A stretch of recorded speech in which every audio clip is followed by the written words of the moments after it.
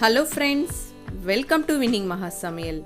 இன்றைக்கி நம்ம சேனலில் இட்லி, தோசை, போண்டா, பஜ்ஜிக்கெல்லாம் ஒரு சூப்பரான காரசாரமான கார சட்னி செய்முறையை தாங்க பார்க்க போகிறோம். வீடியோக்குள்ளே போகிறதுக்கு முன்னாடி இதுவரையும் நம்ம சேனலை சப்ஸ்கிரைப் பண்ணாதவங்க சப்ஸ்கிரைப் பண்ணிக்கோங்க. பக்கத்தில் இருக்கிற பெல் ஐக்கானை கிளிக் பண்ணி ஆல் என்ற ஆப்ஷனை கிளிக் பண்ணிக்கோங்க. அப்போ தாங்க நாங்கள் போடுற வீடியோஸ் உங்களுக்கு நோட்டிஃபிகேஷனாக வந்து சேரும். வாங்க வீடியோக்குள்ளே போகலாம். 3 மீடியம் சைஸ் வெங்காயத்தை கட் பண்ணி வச்சுருக்கேன்.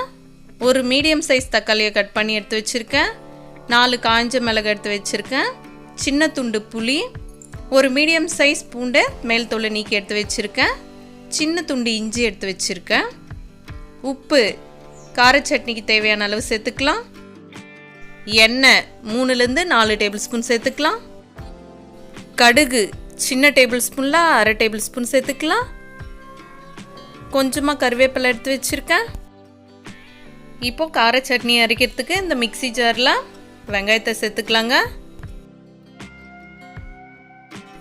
தக்காளி சேர்த்துக்கலாம். புளி சேர்த்துக்கலாம். காய்ஞ்ச மிளகாய் சேர்த்துக்கலாங்க.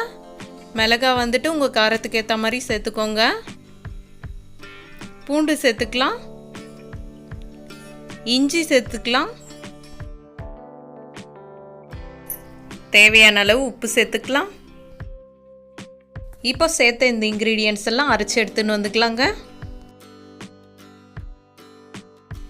இப்போ பாருங்கள், கார சட்னியை இது மாதிரி அரைச்சி எடுத்துன்னு வந்தாச்சு. இப்போ கார சட்னியை தாளிச்சிக்கலாம். அதுக்கு ஸ்டவ் ஆன் பண்ணி கடாய் வச்சாச்சுங்க.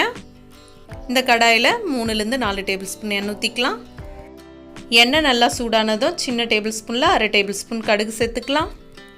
கடுகு நல்லா பொரிஞ்சு வரட்டுங்க.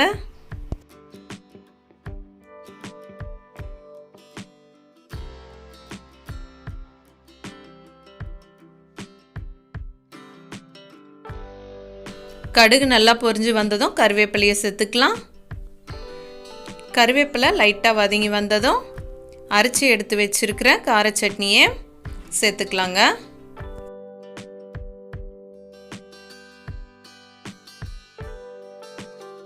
இப்போ ஸ்டவ் வந்துட்டு சிம்மிலேயே வச்சுட்டு கார சட்னியை நல்லா கலந்து விட்டுக்கலாங்க.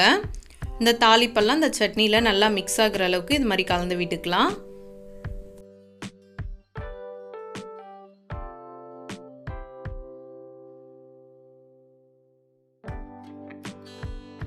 இப்போ நல்லா கலந்து விட்டாச்சுங்க. தட்டை போட்டு மூடிடலாம்.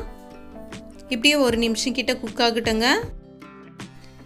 1 நிமிஷம் கழித்து பாருங்கள், தக்காளி, வெங்காயம், பூண்டு, காஞ்ச மிளகாயில் இருந்த பச்சை வாடெல்லாம் போய் சட்னி வந்து சூப்பராக காரசாரமாக ரெடி ஆயிடுச்சுங்க. இந்த ஸ்டேஜில் ஸ்டவ் ஆஃப் பண்ணிக்கலாம். இந்த கார சட்னியை வந்துட்டு குவிக்காக ரெடி பண்ணிடலாங்க. இட்லி, தோசை, போண்டா, பஜ்ஜிக்கெல்லாம் ஒரு சூப்பரான காரசாரமான கார சட்னி ரெடி ஆயிடுச்சுங்க. ட்ரை பண்ணி பாருங்கள். இந்த வீடியோ பிடிச்சிருந்தா லைக் பண்ணுங்கள், ஷேர் பண்ணுங்கள்.